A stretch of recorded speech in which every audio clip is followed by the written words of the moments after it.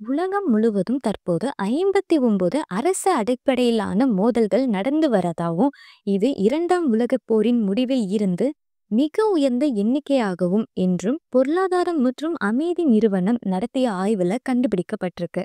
Global piece index படி கடந்த 16 ஆண்டுகளில் 12வது முறையாக உலகளாவிய அமைதி குறைஞ்சிருக்கிறதா சொல்றாங்க.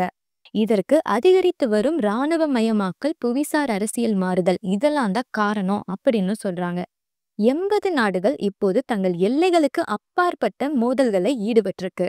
பல போர்கள் பெருகிய முறையில் சர்வதேச மயமாக்கப்பட்டு வருதுன்னு சொல்றாங்க. இதுல ரஷ்யா உக்ரைன், இஸ்ரேல் பாலஸ்தீனம், America China, India Pakistan, Israel Iran இது எல்லாமே அடங்கும். சமீபத்துல இஸ்ரேல் ஈரான் போர் ரொம்பவே தீவிரமா ஆகியிருக்கு.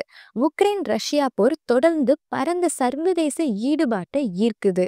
உலகளாவிய மோதலா அது இருந்து வருது. 59 அரசு சார்ந்த மோதல்கள் இரண்டாம் உலக போருக்கு பிறகு பெரும்பாலானவை கடந்த ஆண்டை விட 3 அதிகம். 78 நாடுகள் தங்கள் எல்லைகளுக்கு வெளியே மோதல்களில் இராணுவ ரீதியாக ஈடுபட்டுள்ளன.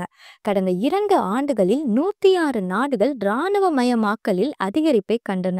வெற்றிகரமான மோதல் தீர்வானது 50 ஆண்டுகளில் இல்லாத அளவுக்கு குறைவு.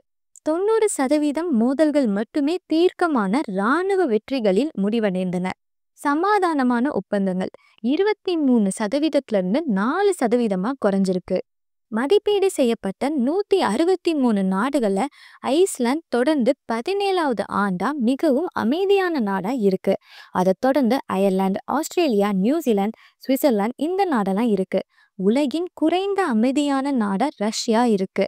அதை தொடர்ந்து உக்ரைன், சூடான், காங்கோ, ஏமன்லாம் இருக்கு. பிராந்திய ரீதியான தரவரிசை ரொம்பவே அமைதியான பகுதி மேற்கு மற்றும் மத்திய ஐரோப்பா, குறைந்த அமைதியான பகுதி மத்திய கிழக்கு மற்றும் வட ஆப்பிரிக்கா.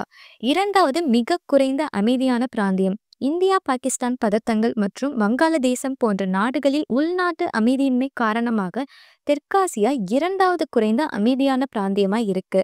இதுல தென் அமெரிக்கா மட்டுமே முன்னேற்றத்தை காட்டிய ஒரே இடம். மேலும் இது போன்ற லேட்டஸ்ட் ஐக்கிய அரபு அமீரக செய்திகளுக்கு நம்ம கலீஜ் தமிழ் சேனலை சப்ஸ்கிரைப் பண்ணுங்க.